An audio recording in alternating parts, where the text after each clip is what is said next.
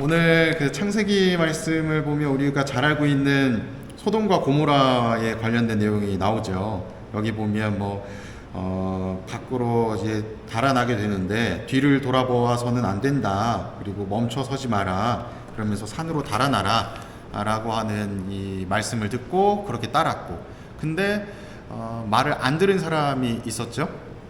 이제 그 호기심에 그 어떤 궁금증이 일어서 뒤를 돌아보았고, 그랬더니 이제 롯의 와이프가, 아내가 소금 기둥이 되었다. 그래서 여기서 주고자 하는 메시지는 한마디로 표현한다면 하느님의 말씀을 잘 들어라, 하느님께 신뢰를 두어라, 믿음을 가져라 라는 이야기라고 볼 수가 있을 것 같습니다. 오늘 마태복음도 보면 조금 비슷한 뉘앙스로 이해를 할 수가 있어요. 예수님께서 배에 타셨고 제자들도 배에 타고 있었고 그 자리에 예수님과 제자들만 있었던 것이 아니라 이 사람들도 함께 있었다라고 이야기를 합니다.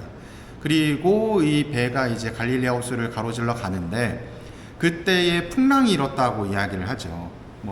많이 들으셨으니까 아실 텐데 이 갈릴레아 호수는 호수이지만 워낙에 넓기 때문에 이 파도가 친다라고 이야기를 해요. 또 실제로 가본 제가 또 눈에 보니 칠만 하더라고요. 그리고 놀랍게도 갔을 때 저희 동기 신부님들과 그곳에서 그걸 뭐라 그러죠? 이렇게 파도를 경험을 하고 왔습니다. 그 앞에서 이렇게 파도 치는 걸 보면서 야 진짜 호수가 파도가 치네 하하하하 이러면서 경험을 했었던. 여튼 그러한 상황인데 이제 풍랑이 일었다라고 표현을 하고 그때 우리가 잘 알고 있는 것처럼 제자들이 이제 나서서 이야기를 하죠. 막 배가 뒤척이고 바람이 세차게 불고 배가 마치 뒤집혀질 것 같은 그 불안함 속에서 이 제자들이 누구에게 호소를 하죠? 예수님께 호소를 합니다. 근데 굉장히 제자들과는 대비되는 모습으로 예수님은 주무시고 계셨어요.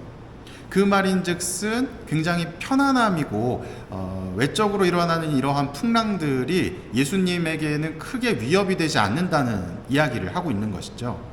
그러면서 이제 이야기의 전개상 예수님이 뭐라고 이야기를 하시냐면 이 바람과 파도에게 잠잠해져라 라고 이야기를 했더니 이 자연의 섭리가 예수님의 말 한마디에 잠잠해져요. 그걸 보면서 제자들이 아니라 그 공간에 함께하고 있었던 사람들이 놀랐다고 이야기를 하죠. 왜냐하면 바람이 불고 파도가 치고 이런 자연 현상들은 누구만 주관하실 수 있는 것이기 때문에 하느님만 가능한 것인데 예수님이라고 하는 존재가 하느님이 하시는 일을 하네? 하면서 놀라워하는 거예요. 그래서 예수님이라고 하는 분의 이 존재가 우리가 그냥 단순히 예언자라고 하는 것을 뛰어넘는 분이구나 라는 것을 인식하게 되는 그런 복음 내용이라고 볼 수가 있습니다. 그러면 여기서 이제 강론, 이 풍랑을 만난 배를 많은 이 성경 학자들 혹은 신부님들 다양한 분들이 이렇게 해석을 해요. 배라고 하는 것은 우리의 인생이다 라고 표현을 해요. 그리고 그 인생길 안에는 항상 편안함이 있는 것이 아니라 이 풍랑을 만나는 것처럼 어려운 상황들이 존재하게 되는데 그때에 예수님은 그 어려운 상황이 아무것도 아니라고 생각을 했고 제자들은 예수님께 믿음을 표현을 했고 사람들은 그냥 그 자리에서 불안함에 휩싸여 있었습니다. 여기서 이야기할 수 있는 부분이 무엇이냐면 우리는 인생을 살면서 어떠한 것을 중심에 두고 있느냐 라고 볼 수 있을 것 같아요. 인생이라고 하는 거창한 것뿐만 아니라 그냥 우리의 일상 안에서 우리가 일상을 살아가다 보면 결정짓고 뭔가를 판단하고 어떠한 뭔가를 해야 될 때에 그 중심에 두는 것들이 각자가 다 다르실 거예요. 어떤 사람들은 그게 나는 경제적인 돈이 중심이 돼서 결정을 한다 라고 하는 사람도 있을 것이고 또 어떤 사람은 난 이게 말이 돼야 돼, 논리적이어야 돼 라고 생각하면서 기준을 잡아서 사는 분도 있을 거고 또 어떤 분은 지금 당장에 내 이 감정에 치우쳐서 감정에 따라서 결정을 하는 분들도 있을 거고 이제 사람마다 다양한 기준들이 있겠죠. 그 기준들에 따라서 선택하고 결정하고 하다 보면 분명 그 기준에 맞는 결과들을 대부분 얻으실 겁니다. 원하는 대로 안 될 때도 있겠지만 뭐 돈을 쫓아서 결정을 하는 분은 뭐 남들보다 돈을 조금 더 벌 수도 있을 것이고, 또 뭐 어떤 사람은 논리적인 것에 결정 기준을 둔다면 어떤 그런 논리적인 또 결과를 얻게 될 것이고, 이처럼 자기가 추구하는 것에 따라서 결과가 드러나게 되겠죠.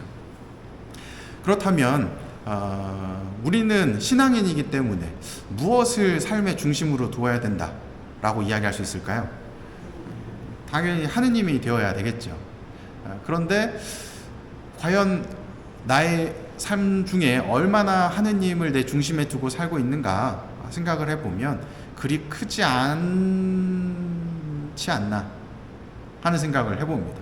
왜냐하면 당장에 돈이냐 아니면 손해냐, 이득이냐 손해냐, 그리고 그 결정 안에 하느님의 뜻으로 하게 되면 손해보는 일들이 굉장히 많을 것이고, 또 경제적인 이득의 기준으로 삼는다면 분명 좋은 일은, 돈은 많이 벌 수 있겠지만 하느님 보시기에는 조금 불편한 부분들이 생길 수도 있을 것이고, 그 선택의 과정 중에서 과연 우리는 어떤 선택을 할 것인가, 아마도 고민이 많이 되시겠죠. 고민은 여러분들이 하시고 저는 고민거리를 던져드리는 사람이니 답은 뭐 명확하지만 하느님의 뜻에 맞는 삶을 사는 것이겠지만 여러분들의 삶 안에서 분명 쉽게 선택하기는 어려우실 겁니다. 그 과정을 즐기시면 좋겠어요. 그것이 신앙생활입니다. 그 선택이 하느님의 뜻을 따라야지 하고 맹목적으로 따르는 그런 선택이 아니라, 하느님의 뜻을 따라야지 알고는 있는데 내가 여기서 왜 이렇게 선택이 힘들어하지? 라고 하는 그 상황 자체를 즐기셔야 돼요. 그것이 신앙생활입니다. 그리고 그 상황 안에서 내가 고민을 해야만 신앙적인 성장을 이룰 수가 있는 것이죠. 그러니 여러분들이 신앙생활 하면서 겪게 되는 다양한 어려움들이 사실은 나를 성장시키고 또 하느님과 가까워지게끔 하는 하느님의 어떤 섭리일 수도 있다 생각하시다 보면 조금은 더 가벼운 마음이 되실 것이고, 또 때로는 내가 실수하고 잘못된 선택을 하더라도 그것이 나의 신앙생활과 내 인생의 전부를 결정짓는 것은 아니니 조금은 여유로운 마음을 지니시면 좋겠다라는 말씀을 드리고 싶습니다. 사랑합니다.